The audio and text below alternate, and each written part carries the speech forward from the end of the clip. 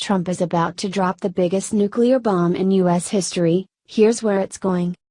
Hope you didn't get too excited about the headline, but this isn't the nuclear bomb you may have hoped for. Trump doesn't have plans to blow up an entire country or start World War III, but there is a nuclear option that he's exploring for the American healthcare system, and it's getting extremely interesting. Let's face it, you thought we were seconds away from blowing up North Korea, right? Wrong. Dropping real bombs is actually easier than trying to figure out a worthwhile healthcare system that takes care of hard-working Americans. Trump wants the GOP to use the nuclear option, reform taxes, and pass the American Health Care Act. Trump believes the GOP-led Congress should use the nuclear option to reform taxes and pass the American Health Care Act. Hold on just a minute. Has anyone actually looked at the ACA yet? From what I recall, the GOP version of a health care system is just as bad as Obamacare. If we're going to change the plan just for the sake of erasing Obama's name from it, then it's not worth doing.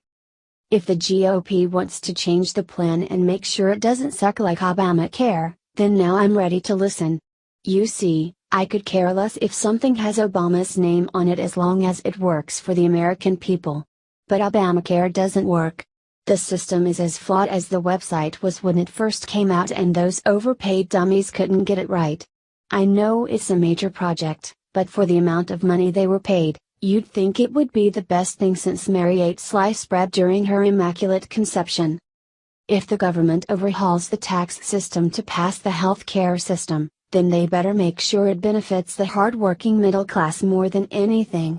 This is where GOP votes come from. The hard-working middle class and upper class vote for the right-wing candidates, and the poor people and uneducated turds with jobs vote for the left-wing candidates. The poor people who vote Democrat always stay poor, and they don't ever get out of poverty. That's why there are tons of poor urban cities ran by Democrat mayors. If Democrats did their job, then their people wouldn't always be stereotypical urban people who are often broke as a joke. Could the Democrats do something, for once? If Trump changes the tax system, then he better make sure it benefits the middle class more than anything. They pay for almost everything. They don't get high-class millionaire corporate tax breaks. They don't get food stamps and welfare, but they sure as hell pay for everyone else to have them. And Trump's tax system needs to benefit the lower class people too. Give them a slight break on taxes so they can afford to live and spark some activity in the economy. If a poor person is taxed like crazy, then they won't have much money to spend in the stores or on finer things in life that can also be taxed. People need spending money to keep the economy thriving, so taxing people a little bit less can go a long way. There's only one problem. Trump has yet to offer the precise details of his tax proposal.